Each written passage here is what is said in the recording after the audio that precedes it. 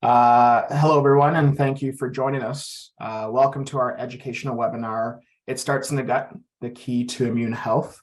My name is Johnny, and I'm the National Sales Manager with St. Francis Herb Farm. I'd like to introduce you to our host for today's webinar, Dr. Brianna Lutz. Dr. Brianna is a naturopathic doctor and registered herbalist, and she's based out of Edmonton, Alberta. She delivers naturally focused medical treatment with a special interest in women's health and hormones. With an expertise in botanical medicine, she educates on the clinical application of herbs as the brand education manager and medical advisor for St. Francis Herb Farm. I've had the opportunity and pleasure to hear Dr. Brianna present this information live in the past, so you're definitely in for a treat. Dr. Brianna, the floor is yours. Alrighty. Hi, everyone. So just a couple housekeeping items. It's nice to see people saying hello in the chat. I personally won't be monitoring the chat too diligently. So Johnny's gonna, as my co-host and my panelist with me, is just gonna be fielding the chat if there's any questions or things that are arising in there, and just saying a hello from both of us and from St. Francis Herb Farm. If you have questions throughout the presentation, and I highly encourage questions, I'd love you to put them in the Q&A box. The reasoning for that is that it's just easier for us to keep track of the questions. And I'm definitely a dynamic presenter. I like having questions throughout the presentation as they arise. If I'm in the middle of a thought, or if I'm in the middle of a slide, or if I know that I'm going to be getting to your question in the lecture at some point, I might just leave it and come back to it when we naturally progress to that part of the presentation. But feel free to pop it in Q&A, and then even at the end of the presentation, ideally we'll have some time left for questions. Sometimes I'm a little bit verbose when it comes to my explanations. Johnny knows me, I can talk about herbs all day, every day. But even if there's some questions, and I'm happy to stay on for an extra few minutes if we don't have that allotted time to get to your questions as well. But obviously I want to be respectful of everybody's time. So if you have to jet right at the end of the hour, that you're still leaving with, again, kind of all the takeaways. So I've done renditions of this talk in the past, and I think this is so timely, and I think that definitely with cold and flu season, and with kind of the uptick in a lot of like respiratory components. If you've seen in the, like I'm from Edmonton, so if you've seen in the media, I think there was one day last week where 20,000 students were absent from school based on respiratory infections. There's a shortage on medications from pharmacies, so certainly a timely topic when it comes to immune health. And I think what's really important when it comes to immune health is understanding and empowering you when it comes to immune health, and the various aspects of how we can be proactive with our immune health, and how we can strengthen our immune systems. So obviously we'll go through kind of the natural approach, some of the plant medicine based approaches, when it comes to building a strong immune system and supporting that, but how it's actually looking at the multitude of other systems that are actually contributing and supporting the immune system, and how some of these plant medicines can contribute to immune health in a non-specific way. And truly, when it gets to the gut, some of the herbs or formulations that we've talked about or maybe heard about from a digestive health standpoint are actually supporting and contributing to optimal immune health as well. So just our outline for today, we're going to do a brief overview of the immune system, and just the two different kind of wings or sections of the immune system. If you've been on webinars with me in the past, you may have heard me talk about this previously, but definitely it's something that I want to review so you can understand what we're actually doing to support and be proactive with our immune health. Then we're going to get into the immune system in our gut. So some of the nitty-gritty in terms of the physiology of how this is actually being supported, whether this be naturally within our immune system, of how we can actually be a self-sufficient body and not relying on kind of like external inputs to our system, but how these different plant therapies or natural-based therapies can support the immune system from these different mechanisms of our physiology. We're going to review a couple of immune herbs. And again, this is more so in the sense of being proactive. So our deep immune system or our innate immune system, not necessarily talking about immune stimulants or antimicrobials that, again, if you are already sick, what you can do for that as well. And then we're going to tie in one of my favorite things in botanical medicine or plant medicine is the use of herbal bitters. And we're going to talk about how herbal bitters work for the digestive system and review that and how that can support the immune system in general, but how herbal bitters in particular are actually having an effect on our immune system as well. I see a couple of things popping in the questions, but I'm going to get to that in a later part of the presentation. Okay. So this is kind of a complicated diagram. And again, if you've been on presentations with me, oftentimes these are just a placeholder while I blab at you. But this is kind of discerning or differentiating the two different parts of our immune system. While the immune system is incredibly complex, to understand it, I like to just break it into two parts so you can understand it in the role of how do we support our immune health in these two various aspects. So the first is the innate immune system, and this is our rapid response. This can also be called our deep immune system. And then the adaptive immune system, this is often called the acquired immune system. This is more specific immune system, and this is a slow response. So when it comes to the innate immune system, this is something that we are born with, okay? This is our quickest response, and it's also more general or non-specific response of our immune system. Now, this is going to involve our tissues in general and all of our barrier tissues. So this can be using the skin as a barrier, right? Because it's protecting infection or various elements from coming within our system. And this is also going to include mucous membranes. And I want you to think about your digestive tract as kind of like one long tube, okay? We sometimes joke it's called from gum to bum. So it's literally just one tube from your mouth to your exit route that is completely exposed to the external world, right? Everything that we're eating and ingesting and putting in our system is part of our external world. So this is, again, one of our barriers to our actual internal health. So what's really important for the immune system is we have these barriers such as skin or such as mucous membranes. And then these different tissues are also going to have bacteria. So bacteria on our skin, in our digestive tract, and then also mechanisms of how to get rid of infections, such as saliva or mucus. Stomach acid is really important as a protective mechanism. And this can also include a non-specific or general immune response, such as a fever, right? So when we increase our body temperature, this is denaturing or contributing to the inability for bacteria or different viruses from replicating and then causing infection in our body. So as I mentioned, this can also be called our deep immune system.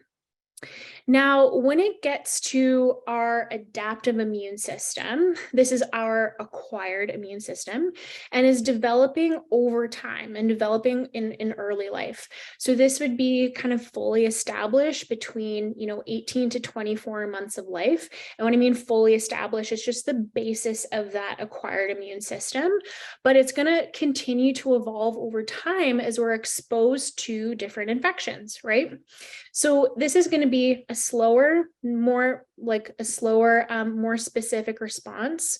And this is also going to involve memory cells that are going to learn about the infection. So if we're exposed to, again, a certain type of infection, or if we're receiving something like a vaccination where we're exposing the immune system to one part of that infection, the immune system is going to develop a response such as antibodies, so we can be more specific and strategic to that type of infection. But then it's also going to teach our different memory cells of the immune system. So if we're exposed to that in the future, we can create a more efficient response or mount a more specific response to that infection. Okay, I just want to check in, Johnny, make sure I'm not missing anything. I just see some action in the chat and questions like that, or if I'm good to just keep going. You're good to keep going. Okay, sounds good.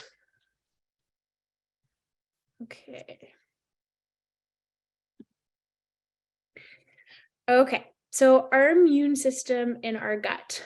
So as I mentioned, the digestive system is one long tube that is a continuation of the external world.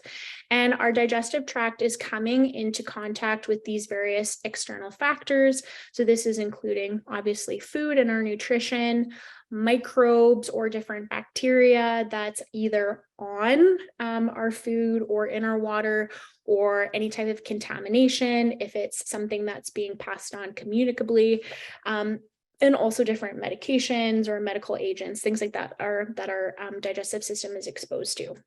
So our digestive system, like our skin, is a first line of defense against infection. But unlike the skin, if it could be more permeable due to the nature of needing to absorb nutrients, right, for cellular energy and activity. Now, with a really strong digestive tract and an intact digestive lining, we see these nice tight junctions that only allow specific nutrients to cross, right? So broken down components of sugars such as glucose, broken down components of proteins like various amino acids, and oftentimes these are like highly mediated by the different cells that are lining our digestive tract.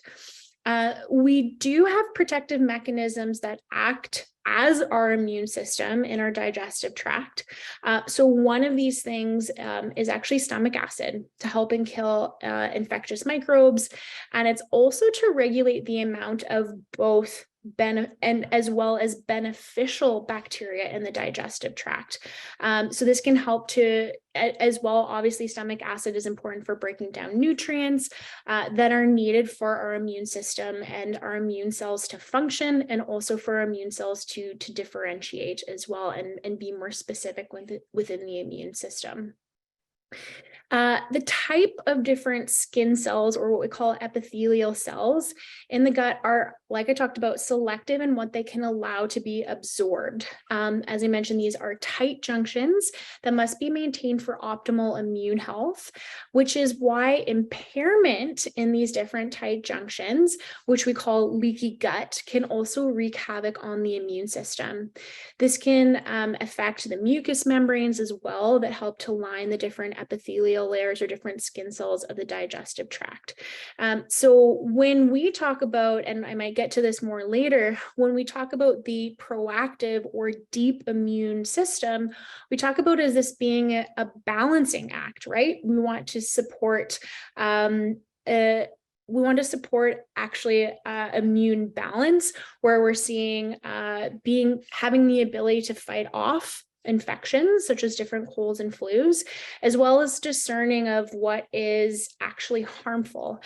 So this can be a confused immune system where we're seeing an overreactive immune system where it's resulting in various allergies or even autoimmune conditions. So that's why we're seeing like leaky gut being a contributing factor to different autoimmune conditions and allergies as well.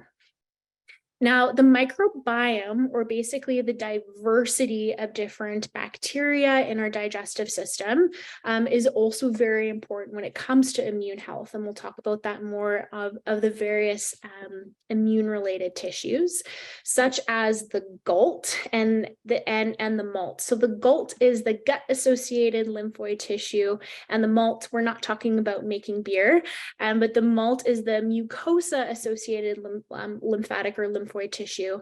And these are going to upregulate the innate and deep immune function, providing both strength and balance to our immune system. As well, this has a really, really interesting connection to the digestive system and the lungs or the respiratory tract. Right. So when we talk about, again, different protective mechanisms from the outside world, this is our skin, this is our gut that's exposed to the outside world, as well as this is the respiratory tract, right? We're inhaling respiratory droplets. That's how a lot of infections are actually spread, is through various respiratory droplets. So we'll see how the galt and the malt is actually connecting the gut to the lung, and how the lungs can actually look to respond in their immune action. So optimal functioning of the digestive system will allow also for better absorption of nutrients. So oftentimes we talk about like you are what you eat, but actually it's like you are what you absorb. You could have a perfectly healthy diet, but if your digestive system is compromised and you're not actually breaking down nutrients and absorbing these nutrients, then we could be, missing part of the picture when it comes to immune health. Classic examples is like B12 deficiency or iron deficiency or zinc that we're not absorbing because our digestive system is impaired. Okay, I will get to this question, but I know we'll probably elaborate on this a little bit later on. Could the use of a proton pump inhibitor affect our immune health? So the short answer is yes. When we're looking at stomach acid function is being inhibited by a proton pump inhibitor. So proton pump is reducing the amount of acid that we're producing in our stomach, and we know that optimal stomach acid is essential for protein digestion and protein actually absorption and assimilation into our system. And a lot of our immune cells are very protein or amino acid demanded, or they need a lot of amino acids to be created. Also, this can affect the balance of our digestive tract when it comes to both good bacteria and not good bacteria that can actually contribute to digestive inflammation. Again, that can be creating that leaky gut component as well, which impairs the immune system. So certainly it could. Proton pump inhibitors are meant to actually be a short-term therapy, but oftentimes they remain unchecked, and it's not actually getting at the root cause of why somebody's actually having acid reflux or GERD. Hey, Dr. B, there's a question in the chat. Is there a cure for leaky gut, and do's and don'ts recommendations? Yeah, so when it comes to leaky gut, it's very multifaceted because we have to figure out what the cause is for leaky gut. Was it a past infection that's contributing to the leakiness of that tissue or the tightness of that junctions? Is there and most commonly it is certain types of past infections, even like as innocent as like traveler's diarrhea or like a bout of food poisoning could contribute to leaky gut. This could be related to inflammatory molecules in our food, different chemicals. And so oftentimes it can be reversed and can be treated. And I know like on TikTok, there's so much information about leaky gut, or I'd say there's a lot of traction about conversations around leaky gut and optimal tight junctions. So yes, there is a cure essentially for leaky gut and some maintenance and components with what we call hyperpermeability of those tight junctions. Yes, there is a cure, and then we'll get to some more information when we go into like digestive health in general. Can you explain quickly what leaky gut is? Yeah. So normally in the intestinal tract, all of our intestinal cells have what we call tight junctions. And this is preventing certain molecules from actually crossing from the digestive tract into circulation or into our bloodstream. So over time, if there are, say, an infection, if there's an inflammatory process or an autoimmune process, those tight junctions now start to become loose or leaky. And as a result, there are different proteins, there are different bacteria, different components that can actually cross through that intestinal barrier and then stimulate or wreak havoc in the immune system. The immune system circulating through our bloodstream is going to be like, why the heck is that in the bloodstream? That shouldn't be here. And then we'll mount a response to whatever has crossed. Like different various food sensitivities can be, a contributing factor, like if it's egg protein or if it's gluten. And then the body, as it reacts to that particle that's crossing into the bloodstream, can also then get confused and start attacking our own tissues. And again, from an autoimmune perspective, that's oftentimes the origin. It's just that confusion of the immune system. Yeah, there's a few other questions in the chat. I'll let you keep going. Sure. For those, if you guys have more questions, if you can put it in the Q&A, it'll be much easier for Dr. B to get to them. Sounds good. Okay. All right, so the GALT. This is fascinating. Like, I love this diagram. I love the whole concept of this, and it just shows us how interactive all of these various systems are. So the GALT, or the gut-associated lymphoid or lymphatic tissue, interacts with polysaccharides. And I'm just going to say polysaccharides in general because it's not just polysaccharides that are in herbs. Polysaccharides literally means just chains of sugars. So poly means a lot and saccharides are sugars. And so this can be very complex when it's looking at, again, fiber is considered a polysaccharide, and there's various forms of fiber. Again, nutritional fibers that we can break down, fibers that we can't break down. Polysaccharides, again, these long sugar chains, are also found in various medicinal compounds, and we'll talk about that more on the next slide. But the polysaccharides are going to interact with the GALT, both in terms of stimulating or communicating to the immune system in general, but they're also going to communicate through our bacteria. The microbiome and bacteria is fascinating. We are outnumbered 10 cells to 1. So you are more bacteria than you are you, which I think is just insane, right? So this GALT, or this barrier, again, this lymphatic, or basically you can think of like lymph as being part of the immune system. So the immune system's interaction with the gut. And one of the communicating factors is polysaccharides. Again, if that's fiber in your food, that's talking to the bacteria. If it's, these long sugar chains in herbs that are talking to the bacteria and also your immune system on the other side. So herbs will interact through the mucosa, as I mentioned, the malt, as well as the bacteria. So this is also a key piece of how various immune herbs, again, specifically to the lungs, so if we have a respiratory infection or a lung infection, how when we ingest or when we eat various components of these polysaccharides or these plant compounds, these plant medicines, how it can actually have an effect on the lungs, because we're not smoking it, right? We're not delivering it to the lungs in that way. So this is going to create a reflex action through the mucosa from the gut to the lungs. So if we're ingesting herbs that have these long sugar chains and are communicating and supporting and stimulating our immune system in the gut, this is then going to get kicked up and have a reflex action in the lungs. So we're going to upregulate the immune system and immune function in the lungs to help kill off infection. So cool. Okay, so then, yeah, it's going to have that reflex action from the immune system into the respiratory tract. So our microbiome, or basically the diversity or all of the bacteria in our digestive tract, is key to not only our immune system, and again, the bacterial balance in our system is so, so important, but also how we utilize plant medicine. And I know there's, some people who have like, well, I've tried echinacea and it didn't work, or I've tried astragalus and it didn't work.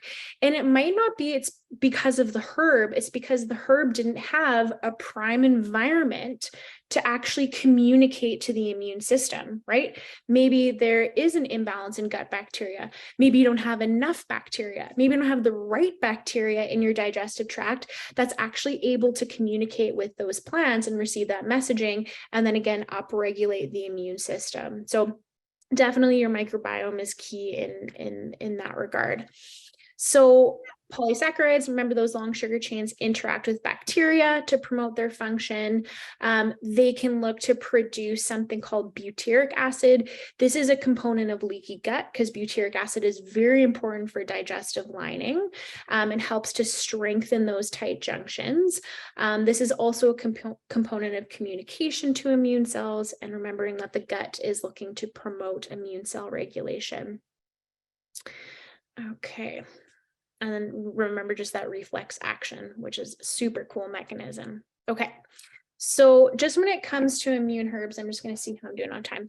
When it comes to immune herbs, there are herbs that help to balance our deep or innate immune system. And remember that deep or innate immune system, that's all about that proactive immune system. So we want to strengthen, we want to balance the immune system. So we're preventing an underactive immune system where we're not mounting an effective response. So we either have frequent colds and flus, or even if it's not frequent colds and flus, maybe it's a cold or flu that takes a really long time to fight off, right? That's just an ineffectual immune system being able to mount a response. We also want to prevent an overactive immune system, right? Allergies, autoimmune conditions. So part of that communication or part of that reason of strengthening the innate immune system can be done through various adaptogens or polysaccharides. So adaptogens are herbs, again, is kind of exactly how it sounds. It helps our body to adapt to create balance within our system, or what we call homeostasis. So a nice neutral standing point. Now, all adaptogens will have some component on immune system regulation because they work on our stress hormone cortisol, right? So we probably all know that person who, and you might be that person as well, where it's, and I see this a lot in students or people who are working towards deadlines, or even just like leading up to like holiday seasons, where it's like you work, it's super long hours, you're working towards deadlines, you're compromising your sleep, stress is super high, you're working towards that deadline, you're studying through the night, then you're managing all of these other factors, and then you write that exam or you submit that proposal, or you have Christmas and all the preparation is done, and then the next day you get sick, right? Riding high with cortisol drops, and then the immune system fires up and you have an immune response, right? So all adaptogens will have some component or some benefit for the immune system, but we also have specific immune adaptogens that are looking to balance that innate immune system. And on that list there, that's astragalus, or those medicinal mushrooms. Polysaccharides, or those long sugar chains, are an absolute kind of key factor when it comes to A, communicating with that gut and that malt, and B, interacting with our intestinal bacteria that are going to promote a healthy, balanced immune system. Okay, so polysaccharides, long sugar chains, this is going to contain, or one of the examples of those polysaccharides are beta glucans, or beta D glucans is just a little bit more specific of that terminology, but a lot of people will see just beta glucans. And this is a component that is well studied to support immune health. Now, beta glucans, or these long sugar chains that are supportive for immune health, are in pretty much all culinary mushrooms, except like the super cheap like button ones. Okay. But certainly there are ones that have a higher predominance of this beta glucans and are a bit more indicated in supporting adaptive, or this deep or this innate immune system. And this is going to include reishi, turkey tail, chaga, maitake, shiitake, cordyceps, lion's mane. All of these are going to have beneficial polysaccharides or beta glucans. And St. Francis and our medicinal mushrooms are standardized to beta glucans, so you know that you're getting like the most specific polysaccharides for the immune system. If somebody's just standardizing to polysaccharides, that could literally just mean that you're buying fiber, which, there's some benefits, but again, from immune health and it being a bit more specific for your immune health, we want to look to more of those like beta glucans. Astragalus, which is an amazing immunomodulating, deep immune supportive herb, contains over 24 different types of polysaccharides. Again, super indicated in supporting our deep immune health. When you're looking to formulations or combinations, because you're like, do I choose mushrooms? Do I choose astragalus? Like, what do I do with this? St. Francis has a formulation called Deep Immune. Like, we couldn't have made it easier for you. Deep immune, that's supporting that proactive component of the immune system to prevent you from getting sick. So it does have these long polysaccharides or sugar chains that are interacting with all of those components that we just talked about. Now, echinacea is a really interesting or unique herb because it kind of lives in both worlds of the innate immune system and the adaptive immune system.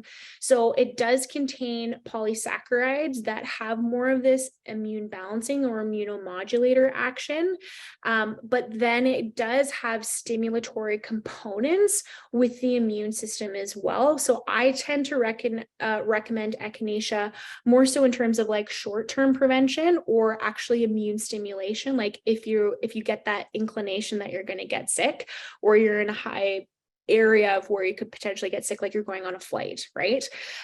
So echinacea kind of lives in both worlds. So if we're strictly looking at it from terms of prevention, I definitely recommend more of the polysaccharides from medicinal mushrooms and astragalus.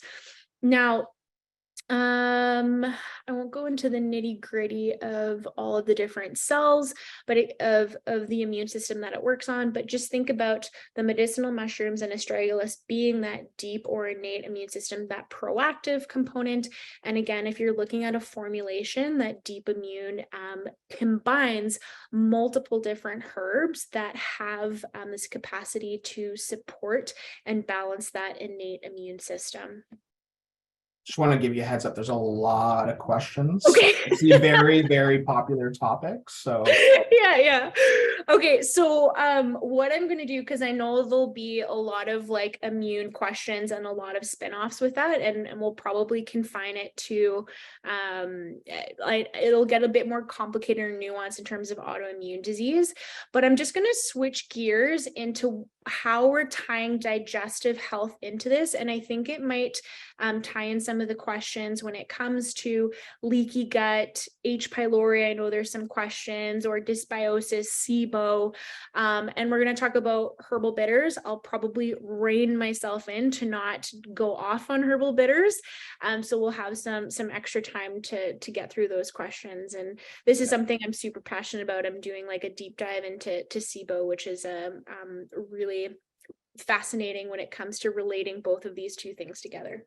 Yeah. So we'll make sure we get to everyone's questions. Definitely at the end for sure. So okay. So herbal bitters, benefits beyond digestion. I don't know if we can do, like, it'd probably be, I should have created a poll where I could see how many people have heard about herbal bitters, as opposed to getting people to stimulate that in the chat. People are raising their hands. I don't know if they're like, yeah, you've heard about bitters. Okay, so herbal bitters. So just as an overview, bitters is an action, not a constituent. And just what I mean by that is there are multiple different medicinal compounds or constituents that can have a bitter effect. So it's not like we're talking about just polysaccharides like we were talking about before. There's just multiple chemicals or compounds in herbs that can have a bitter action. And I like to talk about this in practice of even like certain foods having bitter characteristics, but not necessarily, again, some of this typical bitter constituents. Walnuts, endives, dark chocolate, coffee, all of these things have bitter components that can actually look to support our digestive process. And again, I know there's some nuance to some of those recommendations or some of those things. One of the main benefits of bitter herbs is to support digestion. Okay, kind of a blanket statement. Bitters are good for digestion.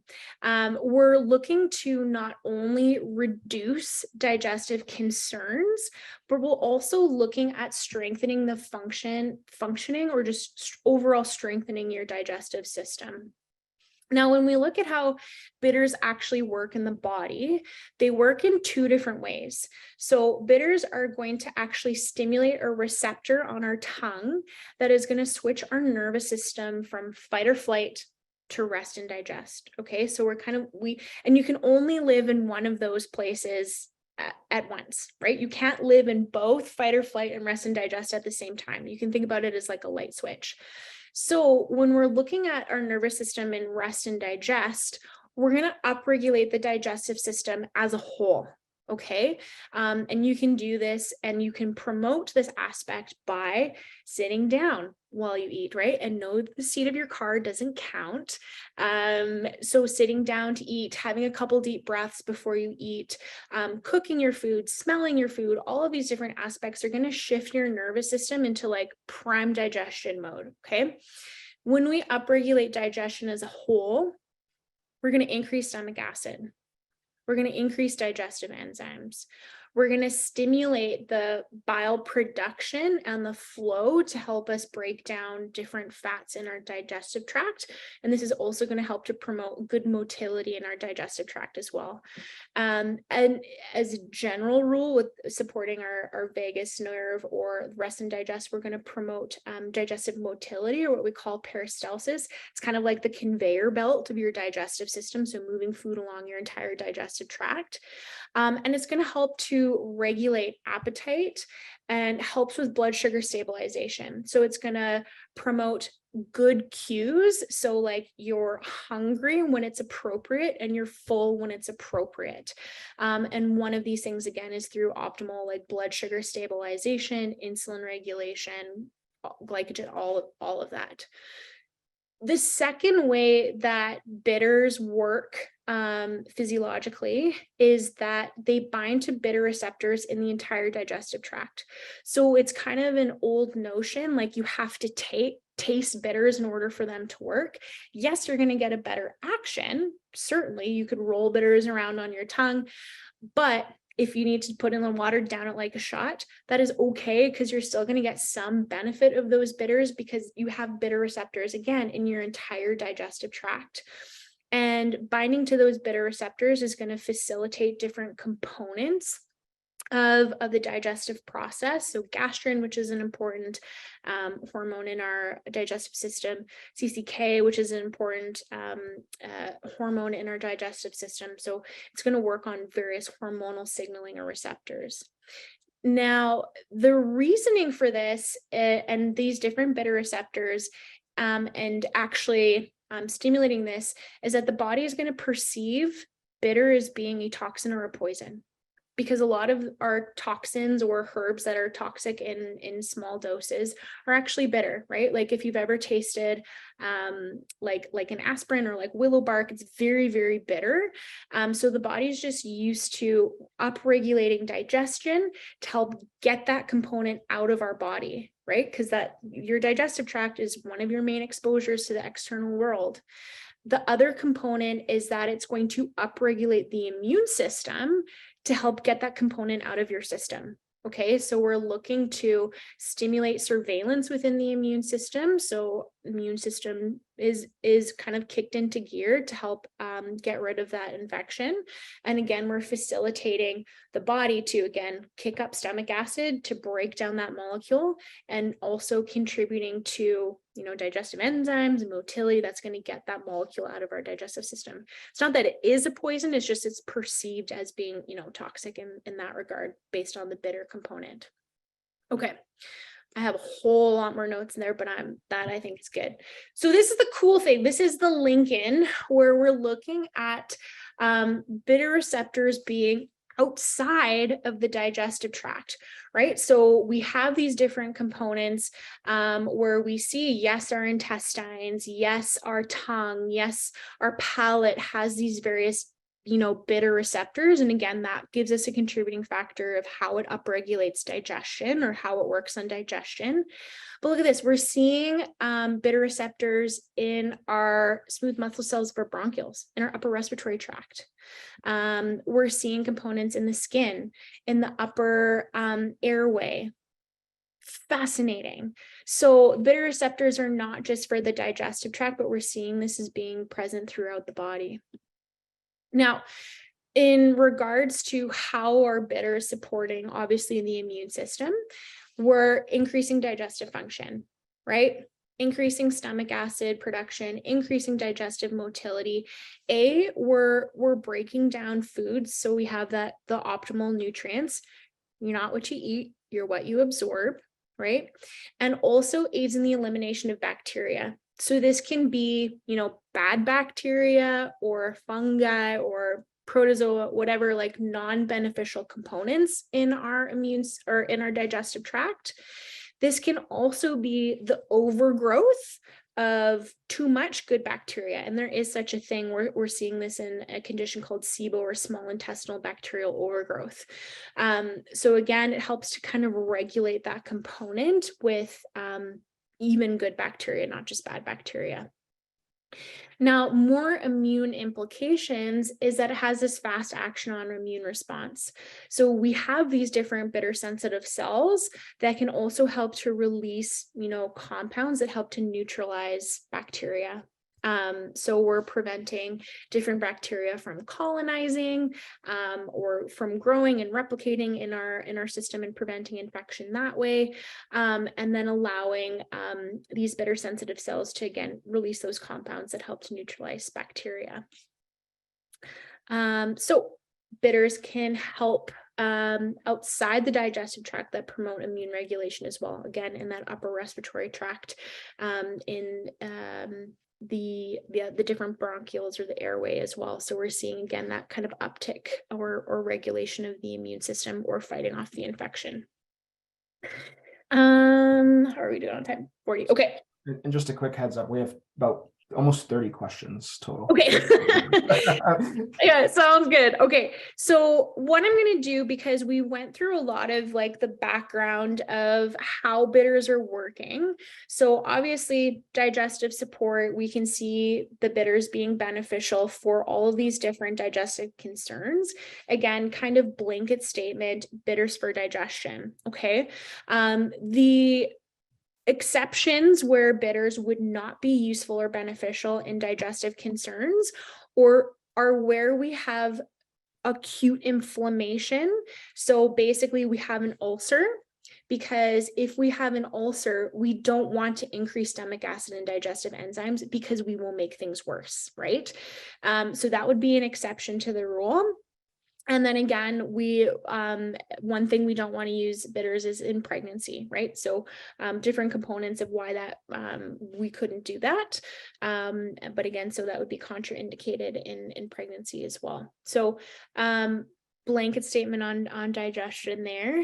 And then so our Canadian bitters and how this compares to other herbal bitters on the market, because there are other kind of proprietary blends, or even some people are like, well, what about like the bitters you put in cocktails and things like that. Different formulations, different aspects, different kind of key components for stimulating or supporting the digestive tract. Our formulation is non-habit forming, like other laxative heavy bitters on the market, or other over-the-counter options. So it's non-laxative heavy bitters, so non-habit forming, and it's not something that was going to facilitate or cause a laxative reaction, or a laxative kind of dependency, which we can see from other bitters formulations on the market. So we do have our original Canadian bitters, and we do have the same formulation with just a touch of maple flavor. So you just look for with maple. So it just gives a little bit of sweetness to that formulation. Personally, I love the bitters taste. I find that I crave it sometimes. And as I mentioned, like bitters in a cocktail, it's actually a good addition to an old fashioned. Be conservative on the dosing. But these are the different herbs that are within the formulation. So I'm just going to zip to the next slide. And there is an option for Canadian bitters with apple cider vinegar. So again, has all of the same benefits of the herbal bitters, but this is also a de-alcoholized formula. So at St. Francis, for our alcohol-free formulations, we're still using alcohol as the main solvent to actually extract those medicinal constituents from the herbs, but then we're evaporating the alcohol off and then adding some type of, a stabilizer that would support it. And in this case, apple cider vinegar, which can also be useful or supportive for digestion. So it has the benefits of the liquid bitters as an alcohol-free solution. So I just want, that just is the end of that bitters component. And then now we can tie in some of the questions and everything like that. So thank you so much for letting me breeze through that information so quickly. And I know that I give little nuggets that then people oh, that's totally me, or prompts kind of other questions of how those different things are connected. So certainly we can get to the questions. And I don't know, Johnny, if you have a method to the madness, if you're seeing some similar questions being asked, or if there are some other immune kind of components, but just want to make sure that I say thank you in case you have to all jet, but I'll get to all of your questions now. All right, I'm going to try to get through some of the chat ones first, and then we'll move on to Q&A. If you do have questions, please put them in the Q&A. I have heard of alkaline water for overall health. Does that correlate with an acidic stomach? Not necessarily. So alkaline water wouldn't necessarily worsen stomach acid production. It's just different mechanisms. I don't think you can get your water so alkaline that you're neutralizing the stomach acid. Your body really tightly regulates the pH in your blood. So alkaline water can have some benefits, but your kidney doesn't have to adjust your pH or doesn't have to work as hard, but your body really tightly regulates your pH in the blood. And again, your stomach acid is so acidic that you're not necessarily going to neutralize your stomach acid with alkaline water. I don't typically recommend alkaline water to people. That's not necessarily something that I'm using a lot in my practice. Again, from those mechanisms of alkalinization and acid production, because it also looks to how does that acidic or alkaline thing actually then function in the blood. For instance, citrus, such as lemon, is acidic, right? But then it also helps with alkalizing the body. It's just how your body breaks down those different minerals. We want to reduce the amount of, say acidity or acid forming foods, such as inflammatory things, and over excessive red meat, sugars turn acidic, and promoting those more alkaline foods like green vegetables and that kind of thing. But again, there's all of those other benefits of those nutrients, besides the fact that they're necessarily more alkaline or acidic. Okay. Can antibiotics cause leaky gut? They certainly can. There are, time and a place for antibiotics, and they can contribute to leaky gut because there are either killing off beneficial bacteria. The infection itself, even prior to the antibiotics, can also cause leaky gut as well. So I don't want to solely blame the antibiotics. But again, it's more of the inflammation or the infection that's then contributing or causing the leaky gut. It's usually not necessarily the gun, but it's kind of what pulls the trigger. Yeah. Any natural remedies to get rid of H. pylori? I've been having it for years and trying to manage it, but would love to be able to completely get rid of it without antibiotics.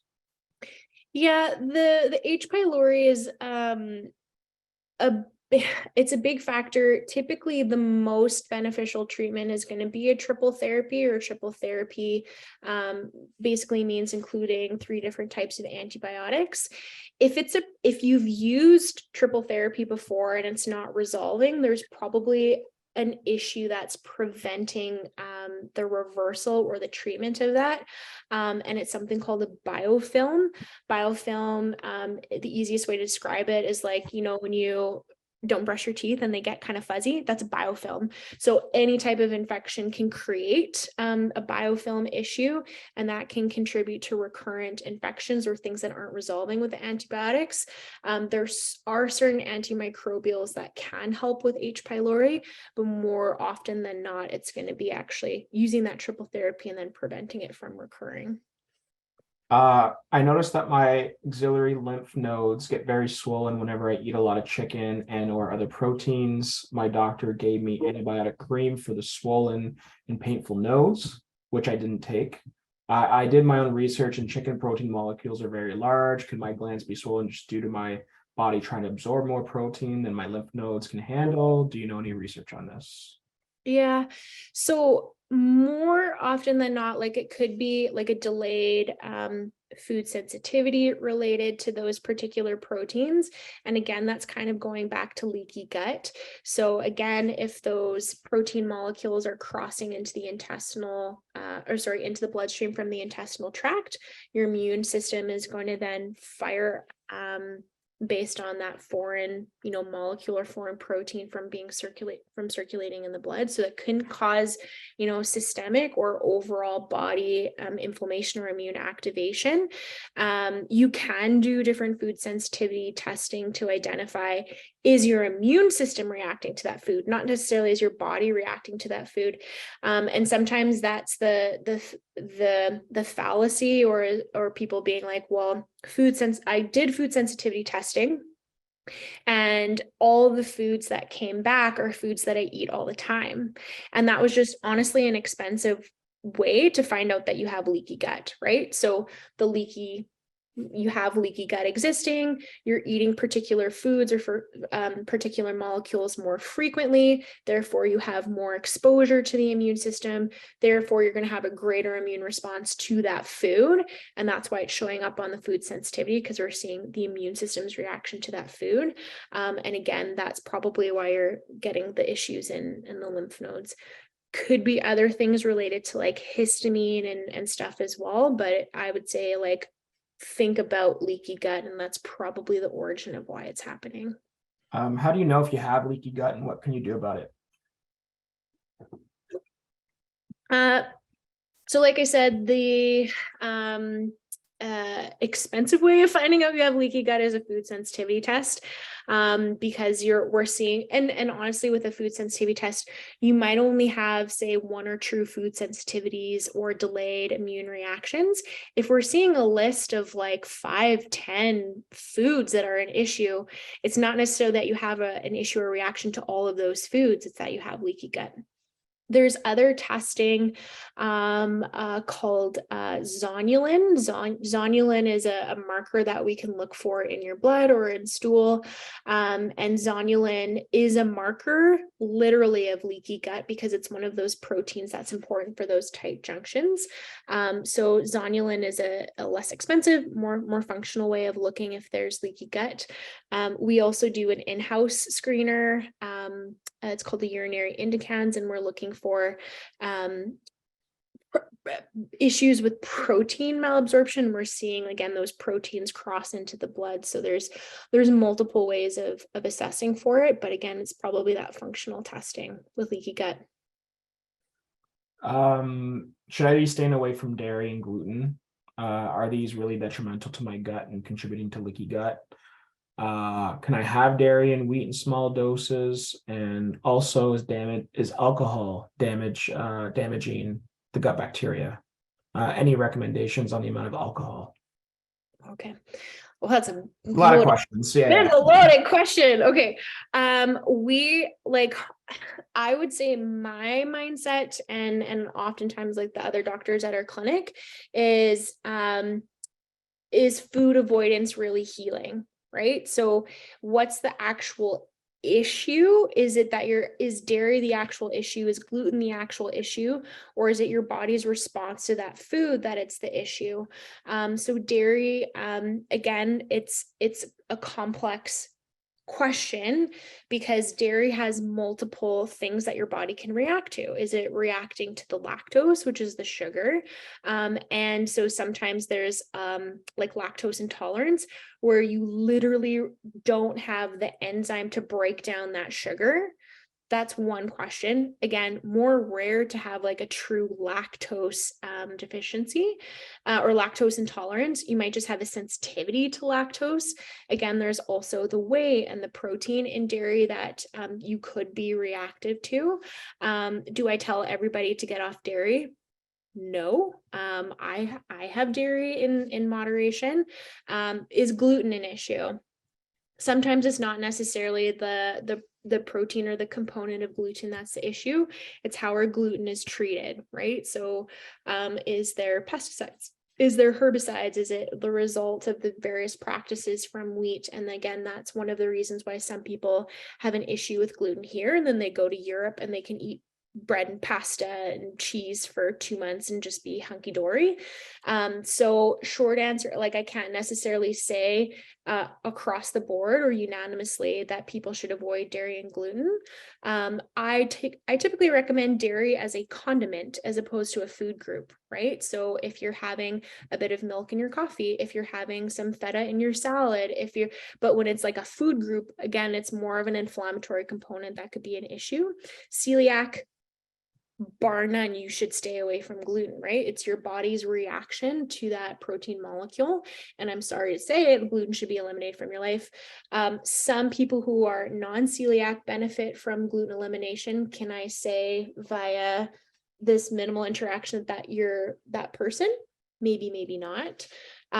Could they contribute to leaky gut? Possibly, right? If you have an immune system reaction to it. Again, is it the chicken or the egg? Do you have leaky gut that you're now reacting to those different proteins in dairy and gluten? Or was it a pre-existing thing that then caused a leaky gut? So, and kind of chicken the egg. Alcohol can be disruptive to our gut bacteria.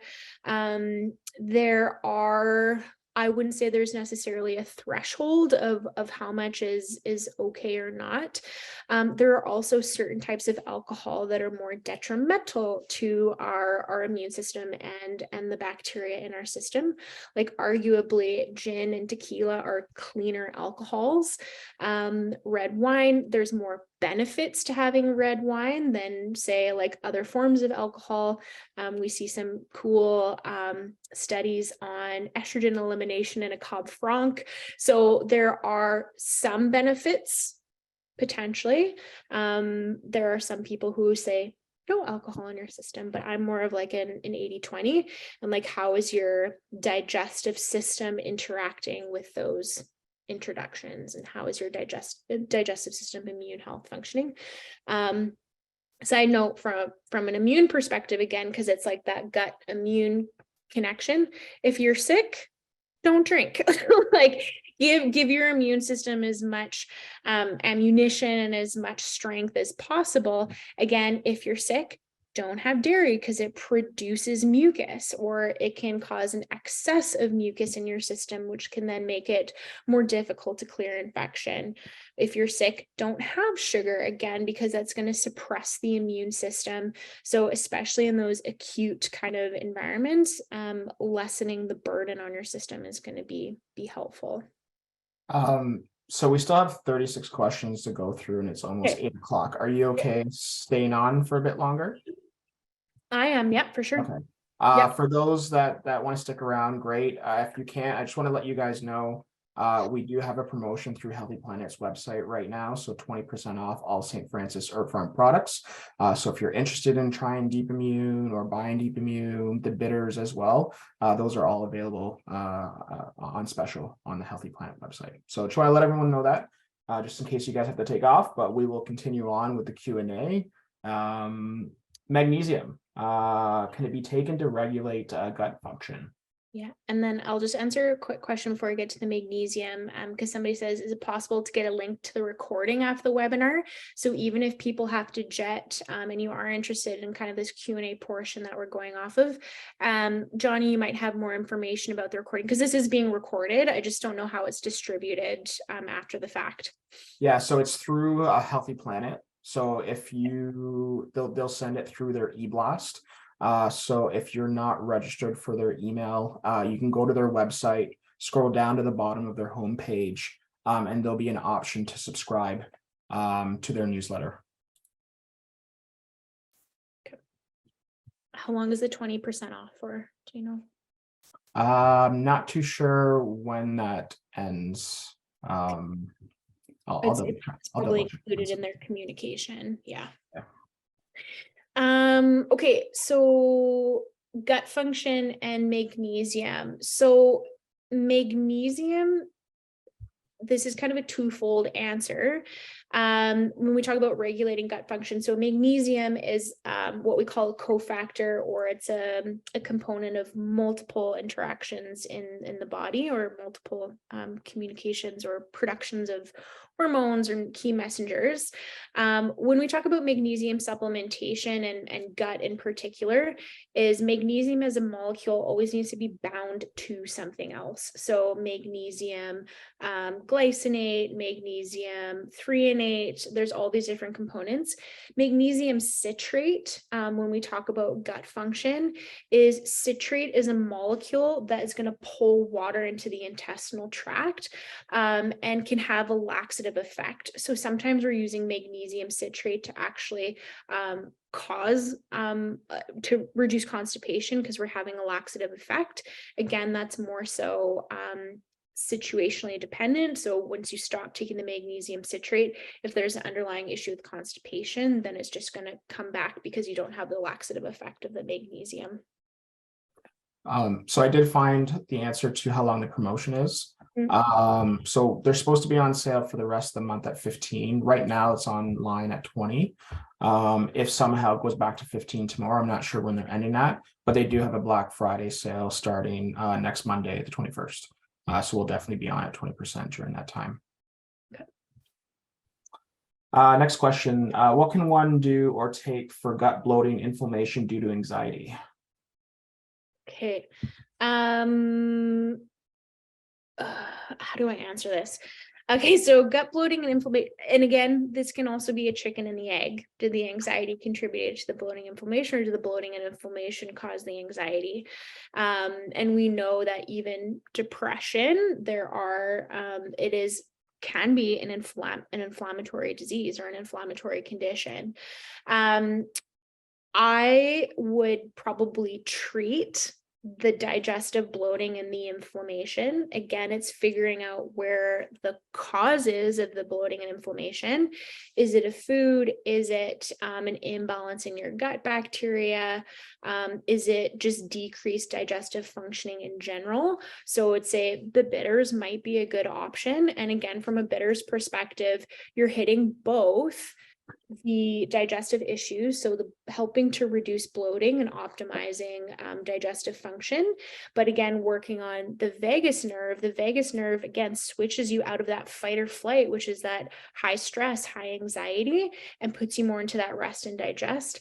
I keep bitters in my car because I just will rage in traffic. That's the only thing that will make me really stressed. So then you can drop dose bitters on your tongue again to switch you out of that fight or flight kind of state.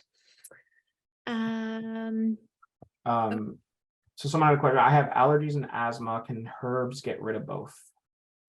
Yeah, I think it's multifactorial. Again, with allergies and asthma, again, that is an overreactive immune system, right? So how do we regulate the body's reaction, and how do we regulate the immune system differentiation and what it's reacting to? Deep immune could be a good option when it comes to allergies, and allergies, and from a preventative aspect or preventative model. And again, we also have deep immune for allergies that might be beneficial, and then that would prevent the allergies from occurring. How do you prepare the herbs? My friend said in vodka. Yeah. So we use actually a sugarcane alcohol, just from a cleaner alcohol perspective, and it's it's hypoallergenic, and we use a certified organic. If you are handcrafting these, you can use any type of alcohol for that extraction, but we use a certified cane sugar derived alcohol for ours. Can you get rid of gluten and dairy intolerances, and how, if so? The short answer is yes. You can. There is a possibility. Again, celiacs is an exception. True lactose intolerance is an exception because you literally lack the enzyme to break down that sugar. If it's a delayed issue or sensitivity, again, it could be working on the leaky gut component, and working with a practitioner to work on the leaky gut. And again, because every protocol is going to be different. And then again, are you reacting to some people? It's not necessarily the issue with gluten. It's the issue with yeast in the product. So sometimes I differentiate that between how do you feel if you have a piece of sourdough bread. How do you react if you have like a Wonder Bread, like high yeasty type bread, versus like a wrap? The wrap has gluten, but it doesn't have yeast in it. So again, kind of differentiating, is it actually the gluten, or is it like a different factor like yeast, or is it a leaky gut component? Do oats contain beta glucans? They sure do. Yeah. So they do, probably to a lesser degree than the mushrooms are standardized to the mushrooms, but they are a type of polysaccharide, or there are beta glucans in oats. Yeah. Okay. Can teenagers use the immune herbs? They sure can. Yeah. And then we also, in a lot of those adult formulations, we do have a version for kiddos. Typically, like, and a lot of those immune herbs or interventions, we're saying ages 2 and up. And then again, depending on where they're at kind of age-wise, but teenagers, sometimes I'm using adult products and then just adjusting based on weight to use in those individuals. And can kids use the herbs that you talked about today? Yes, they can. Yeah. Bitters, I don't know compliance wise how if those kids will take the bitters, but the immune herbs, yeah, you can certainly use those in kiddos. Yeah. Okay. What about ashwagandha as an adaptogen? Ashwagandha, lovely adaptogen. We have ashwagandha in our stress formulation. We have ashwagandha as a single herb. Ashwagandha, remember, like, so is an adaptogen, so it has some benefits to the immune system, but we do have more beneficial components or beneficial herbs that are good at adapting the immune system. Okay. Would you recommend swamp water to repopulate the gut? No, I would not. Obviously, there could be different contamination, giardia, protozoa. This could be really, really harmful for you. So no. Are bitters helpful for GERD? They can be, absolutely. So oftentimes with acid reflux, is it an issue of too little stomach acid or too much? One of the contributing factors for acid reflux is we don't have enough stomach acid to actually close the muscle or the sphincter on top of the stomach, so we get acid splashback. So bitters, in producing or promoting stomach acid, can then trigger this muscle on top of the stomach to close and then prevent GERD or acid reflux.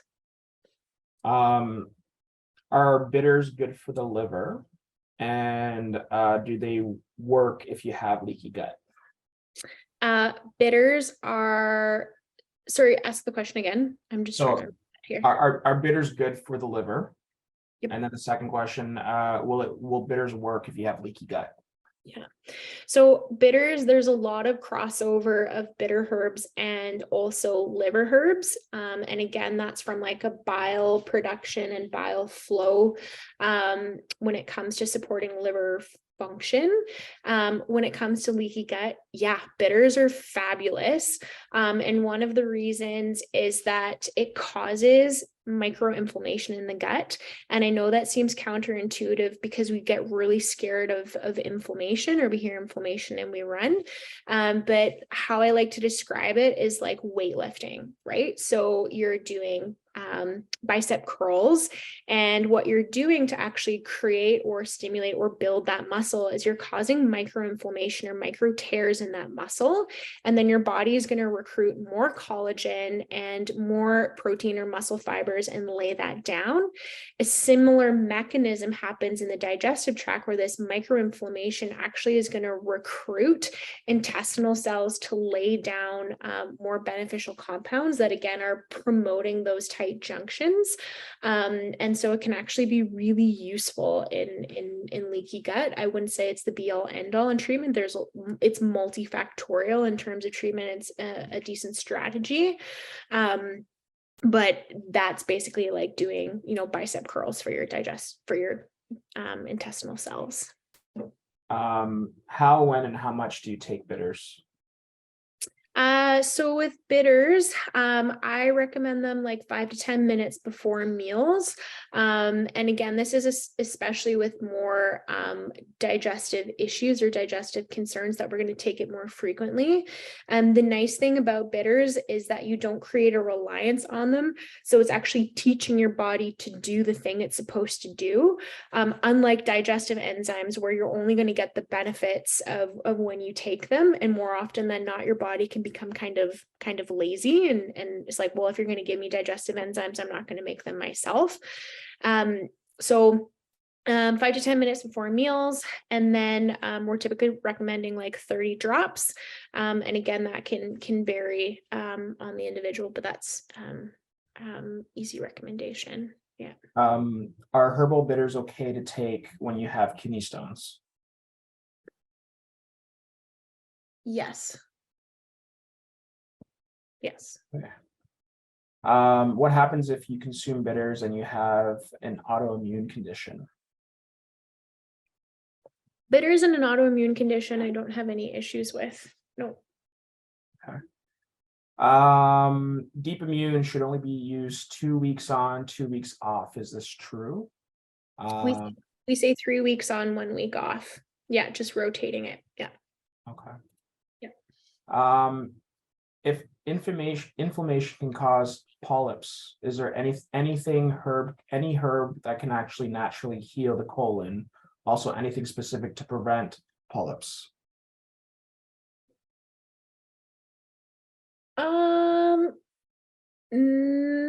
Nothing in particular is coming to mind of actually to treat the polyps in particular. But a big thing again is just going to be reducing the, like you said, if the inflammation is causing the polyps, figuring out what is inflaming your digestive system. Is it again a pre-existing infection that has never been truly resolved, and there's an ongoing inflammatory or immune reaction in the gut that's happening? Is there a certain trigger in your nutrition that's aggravating that? Is there another component of leaky gut, or your immune system being activated? Is that an issue? Okay. I think we may have answered this, but I'll ask, will bitters cause inflammation or autoimmune responses if you have leaky gut and bitters enter the bloodstream? No. No. I'm on a lot of medications for rheumatoid arthritis. What would you suggest I take to help build my immunity? Generally, when we're talking about certain autoimmune conditions, and I don't know what medications are on, and I'm speaking about two like autoimmune conditions as an umbrella, I typically say like just avoid a lot of those immune herbs unless you are working with a practitioner who knows your medication and your condition. I would probably stick to vitamin D. vitamin D is going to be super supportive, not only in preventing cold and flu, but also in terms of regulating your immune system when it comes to that overreactivity, such as in autoimmune conditions. Okay. Is it true that most people actually have low stomach acid, not high stomach acid? That's why we can't break things down. I hope I asked correctly. I guess this is someone had mentioned this to this Yeah. person. Yeah. Yeah, I would say low stomach acid, or we call it hypochlorhydria, super common. And especially, stressful states, right? Stress is just going to literally shut off your digestive system. So you're not going to create or produce enough stomach acid. And so, yeah, like low stomach acid is actually really, really quite common. Okay. How can I support my gut health to help heal candida? Yeah.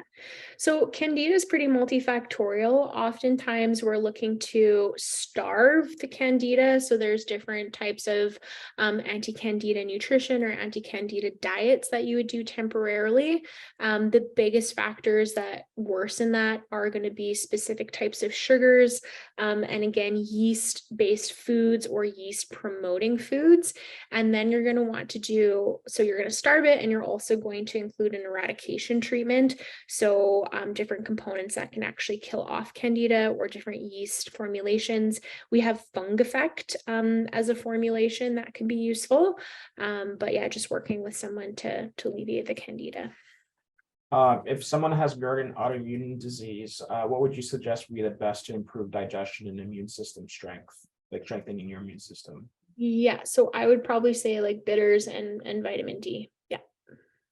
What could be the underlying issue if using Canadian bitters made the pain, pressure in chest, burning, stomach pain worse? There's probably an ulcer, or a possibility of an ulcer. Again, that if that tissue is irritated, inflamed, and ulcerized, or there is ulceration in that tissue, there's actually ulcerized, my goodness, ulceration in that tissue. If we're kicking up stomach acid and digestive enzymes, it's going to make that worse. It's going to make the pain worse. Will bitters help with postnasal drip and access phlegm in the throat? Not really. The postnasal drip is sometimes a symptom of acid reflux, though. So possibly if we're treating the acid reflux, then it would reduce the postnasal drip. Would bitters help if someone had a hiatal hernia? No, it's structural. So that would be something that I'm ruling out in practice. Is the acid reflux based on a structural component like a hiatal hernia? And usually with a structural component, is it so bad that it's surgical is one thing. If it can be intervened with certain, we call it like visceral manipulation, so actually adjusting the abdominal organs. There's different folk remedies like heel drops and things like that that can reduce the hiatal hernia, but the bitters won't necessarily help because it's structural. Lemon juice to start the day. What are the benefits? So when we look at stomach acid, acid promotes acid. So the benefit of having lemon juice or lemon water or those kinds of things in the morning is that it's going to kickstart acid production in the stomach. And the cool thing about digestion is that it's a chain reaction. So acid production is then going to trigger digestive enzyme production, which is going to then trigger digestive motility and bile production. Lemon juice or lemon water is also going to promote bile production and liver support as well. So I think it's actually quite useful. Just make sure you're rinsing out your mouth because you don't want the acid to break down the enamel on your teeth. What is best to use to help prevent and heal from acid reflux? Bitters could be a component, and then what we call mucilaginous herbs, and these are herbs that coat and soothe and protect the digestive lining. This could be a component as well. What are the remedies for bloating gas? Bloating and gas, bitters could be an option. Also what we call like carminative herbs that help to alleviate kind of gas pockets. They reduce spasming and painful gas in the intestinal tract. These are going to be things like chamomile, fennel can be a component, cardamom, what's the other one? Caraway seed, or and I already said fennel seed. So those are really good herbies. I think you may have answered this, but I'll ask again. Is there a test that can be taken to know if you have leaky gut? Yeah, zonulin is usually the marker that we're looking at. And again, like we do an in-house urine assessment, it's called an indicans. Not a ton of people do that in practice. It's a harder test to come across, but zonulin is pretty much the gold standard. There are also like food sensitivity tests, again, an expensive way to look for leaky gut. Certain testing can test for it as well. How does bacteria get into the gut, especially after food passes an acidic stomach? Say that one more time. How does bacteria enter the gut? Get into the gut if food is passing through an acidic stomach. Yeah.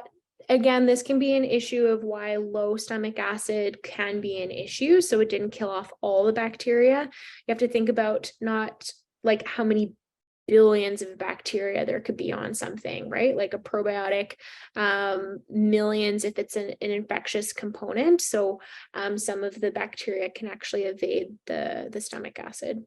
If you're talking about infectious, if we're talking about supplementing with certain bacteria like probiotics, they can be what we call enteric coated, meaning it will actually prevent the breakdown from stomach acid, or there's such a high volume, so billions of bacteria, that then once it gets to the intestine, there's fewer, like there's still substantial amount of strains, but less than before. What can you do for Hashimoto disease beside a gluten-free diet? Lots. I think it's kind of beyond the scope to answer for Hashimoto's.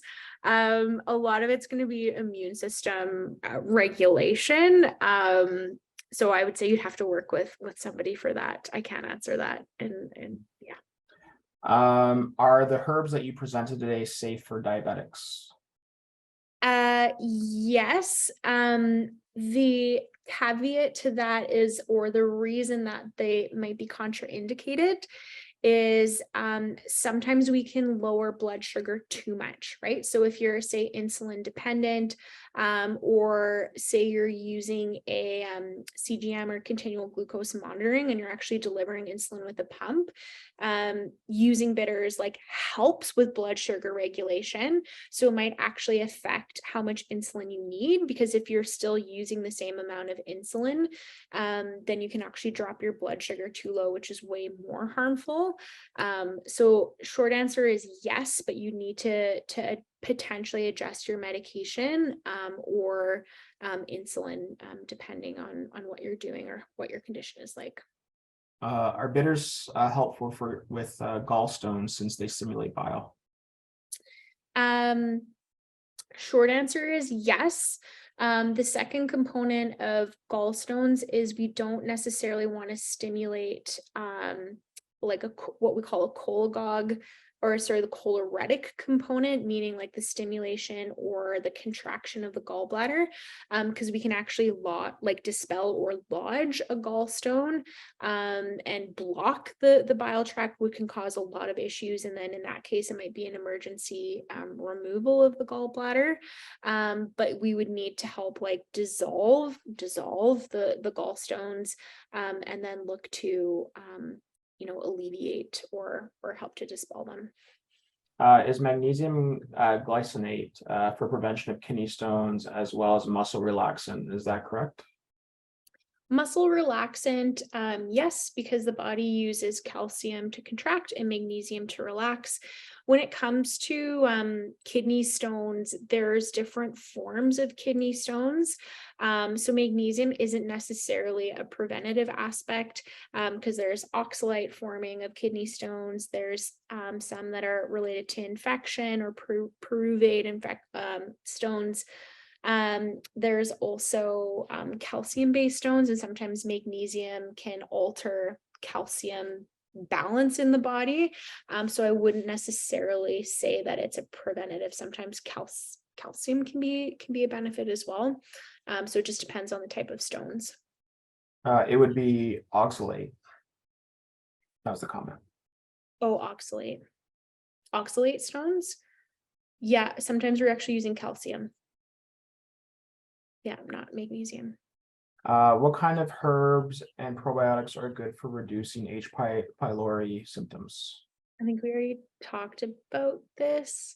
With the H. pylori, oftentimes it's triple therapy that we're needing, and then potentially biofilm treatment to prevent the recurrence or regression of the H. pylori. Sorry, Gina, I'm just looking for your question. I'm gonna just get to another one and I'll try to find this one here for you. I recently had over 40 food sensitivities on an IG test and told I had leaky gut. It was also noted that I have slightly raised basophils and eosinophils and told that it could be allergic response, but more likely to be a parasite, which could be contributing to food sensitivity numbers. I am being treated with a parapide botanical tincture. Is this a chicken and egg situation, or will it most likely be parasite causing the food sensitivities? And could the tincture be hindering the gut healing process? I'm not familiar with that particular tincture. The para, I'm assuming, is based on treating the parasite. Eosinophils are elevated in either inflammation or parasitic infection. So just because your eosinophils are elevated doesn't mean it's necessarily a parasite. I tend to be more conservative in those types of treatments. I would do stool testing to confirm if it was a parasite or not before I did like extensive treatment. But I would say it could be a parasite. And then again, that would cause digestive inflammation, which is then contributing to leaky gut. Or the eosinophils could just be elevated because there's inflammation and there's some other cause of the leaky gut. But certainly the 40 plus foods, high indication that there's leaky gut and altered intestinal barriers that needs to be treated. Okay. Thanks, Gina, for reposting the question. I'm booked for endoscopy and colonoscopy, and I'm worried that they may not be methods by which I can see if I have a SIBO, leaky gut, or celiac. Would you happen to know if they are good testing methods? So in my practice, more information is good information. And if somebody is being referred for endoscopy and colonoscopy, I always tell people, I'm like, we're eliminating scary stuff, or we're eliminating the things that are, say, part of the reason, or maybe pointing us in, if everything comes back negative, it's pointing us into testing methodology, which will help to identify what's actually going on. Colonoscopy and endoscopy cannot test for SIBO. The gold standard is actually a lactulose breath test, meaning you ingest a lactulose solution and we're monitoring your breath over a period of time, whether that be 2 or 3 hours. A stool test can also be supportive in telling us what's going on digestively. However, a stool test will not tell us if we have SIBO. That's a big distinction. So I always tell my patients that 90% of my assessment is in my intake and the questions that I'm going to ask people for me to come up with the diagnoses. Testing is just confirming what I've already anticipated based on my questioning. So that's just I would pursue still the endoscopy and colonoscopy, because again, that just helps us point in the direction of what we can and need to eliminate. Yeah, Gina made the comment. I'm actually the one that told my doctor to refer me to those tests. So I'm worried I should be doing breath tests and maybe stool tests before I do more invasive like colonoscopy. Yeah, Gina, I don't know like why you're and obviously wouldn't get into it on here. I don't know why you like what's going on digestively, which would point us in certain directions. With colonoscopy, like SIBO, is it also related to inflammatory bowel disease? And if we're running certain blood tests, which is less invasive than colonoscopy, that could steer us in the direction of that diagnosis. Then if we have any inclination that there's inflammatory bowel disease like Crohn's or colitis, then we need a colonoscopy. Does it mean that SIBO is not present? No, because you can have inflammatory bowel disease like Crohn's or colitis and SIBO, and they can often be simultaneous, or again, chicken and egg situation. Yeah. Would Deep Immune help post nasal drip and throat phlegm? So if it's a result of Deep Immune, not necessarily Deep Immune, potentially bitters. Potentially bitters, again, if the postnasal drip is related to acid reflux, could be an immune reaction or inflammatory reaction. So it's hard to say if it would help, but possibly if it's an immune component. What kind of probiotic would you recommend? That's like asking, I don't even know a comparison. That'd be like asking what antibiotic is recommended for this. Probiotics are like, there's so many options, there's so many species, totally depends on the person. And in some situations, certain probiotics, depending on why we're using the antibiotic or the probiotics, could make things worse, right? So if it's SIBO, potentially probiotics could make things worse. So I can't definitively say a particular probiotic. We would be here all night. Is it necessary to take magnesium with calcium? Not necessarily necessary. There are kind of balances with magnesium and calcium, and your body might absorb them in opposition. Can totally depend on your nutritional intake, right? Is your diet or your nutrition high in calcium? Are you getting decent sources? Are you getting food sources of magnesium? Harder to come by, because oftentimes our food sources are actually deficient in magnesium from soils being deficient in magnesium. Yeah, kind of hard to say. Again, balance with the Oh, sorry. What do you recommend to treat reflux cough? Reflux cough. Probably a lot of the those mucilaginous, so herbs that coat, soothe, and protect the digestive tract. That could be DGL. That could be any number of things. Again, trying to figure out the reflux and alleviate the reflux in the first place. What's the best source for natural digestive enzymes?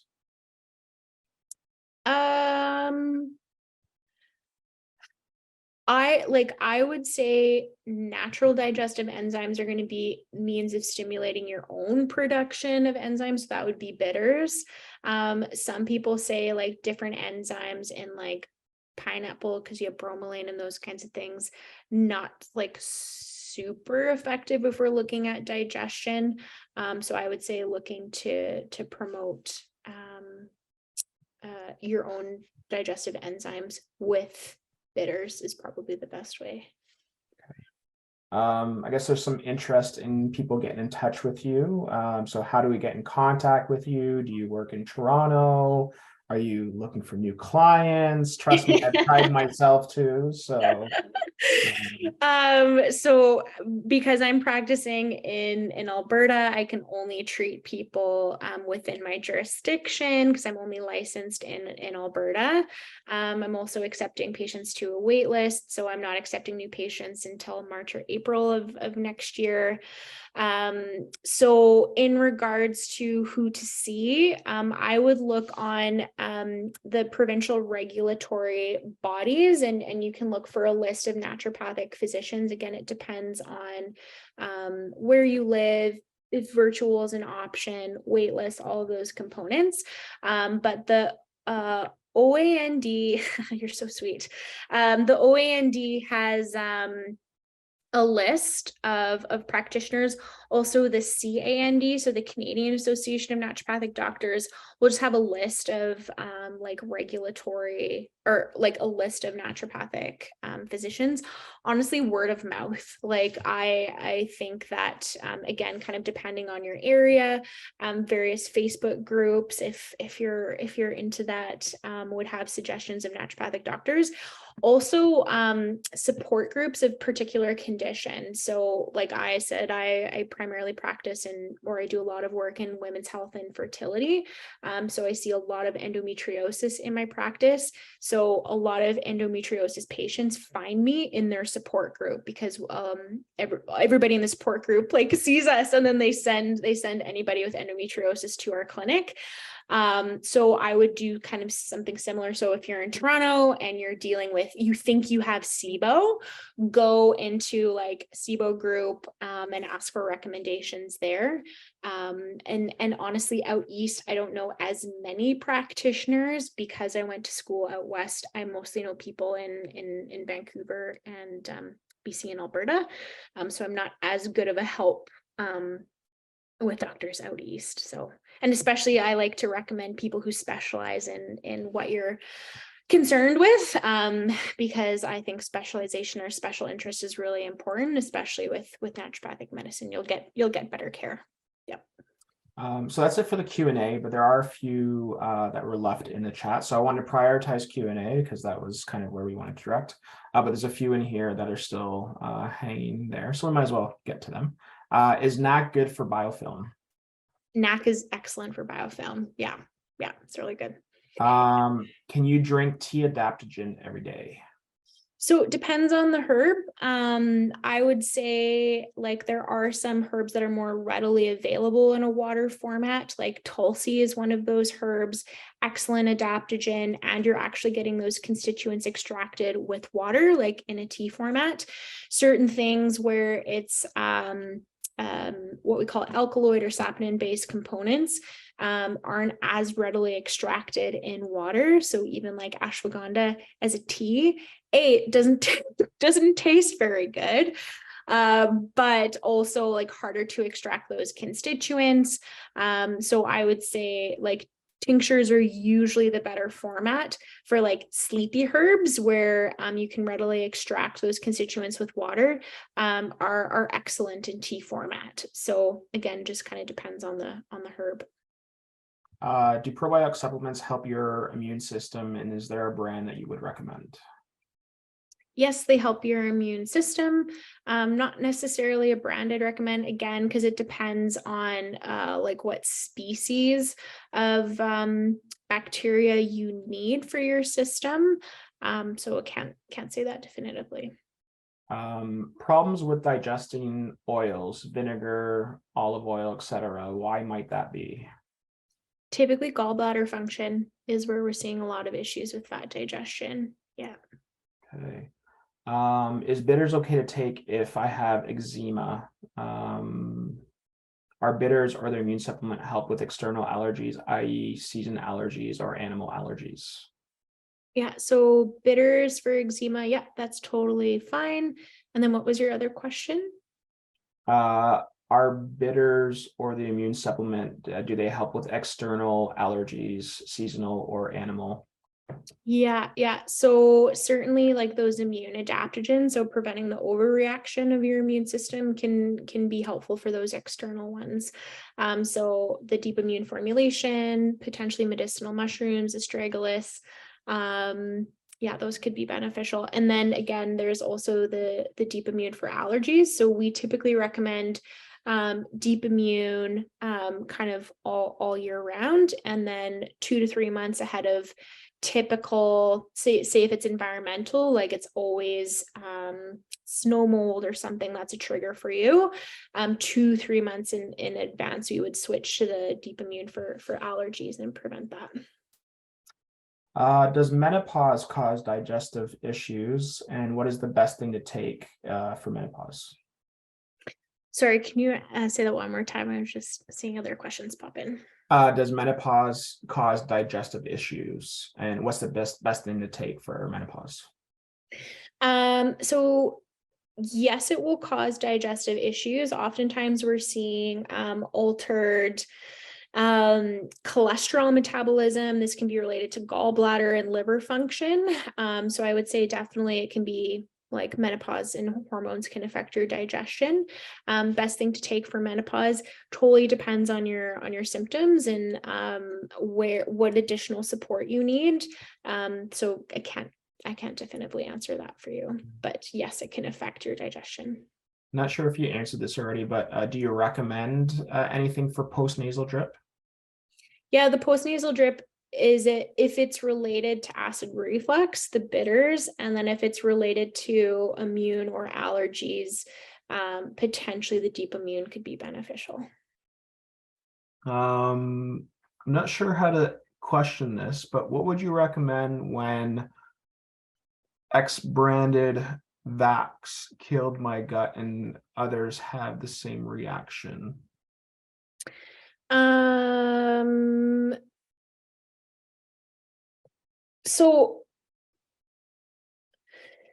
the component is like, is there an inflammatory response from a vaccination? Part of the reaction to any vaccine is like we want an immune response from a vaccine. This involves an inflammatory process. Now, if somebody has a pre-existing propensity to have an issue with inflammation in their digestive tract, then it can trigger or worsen this. So I wouldn't blame necessarily like a vaccination in particular. If it killed your gut, again, is it a leaky gut component? Do we need to work on the integrity of your digestive tract? Is it related to, bacteria in the digestive tract? Possibly. And again, kind of chicken and egg with leaky gut and the bacteria. And again, those things may have been an issue. Might have been more susceptible to inflammation. And again, sometimes we're seeing, even if people are contracting any type of infection, is there a rebound infection in the gut after? And again, I know there's a lot of like viral communication in the gut that can also cause an issue too.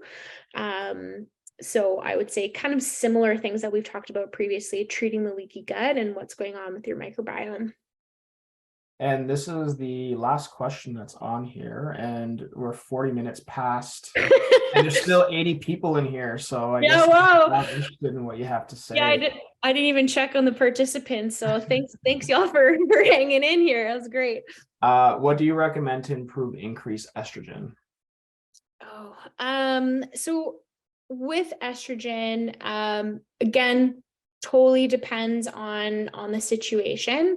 There are base molecules that can help support estrogen production. Again, kind of depends on what stage you are in life in promoting estrogen production. Base molecules are going to be like, are you getting enough dietary fat? Are you getting enough omega-3s? Because that's the backbone of creating a lot of those steroid-based hormones: estrogen, progesterone, cortisol, testosterone. And then certain cofactors, different B vitamins in particular, for actually making those hormones. If we're looking at like plant components, there are so many plant estrogens. Again, it kind of depends on the situation and where you are in your time of life. Even like soy isoflavones could be a component, black cohosh, kudzu, alfalfa. There's so many different, again, phytoestrogens or plant estrogens. Flax can be a balancing component with estrogen as well.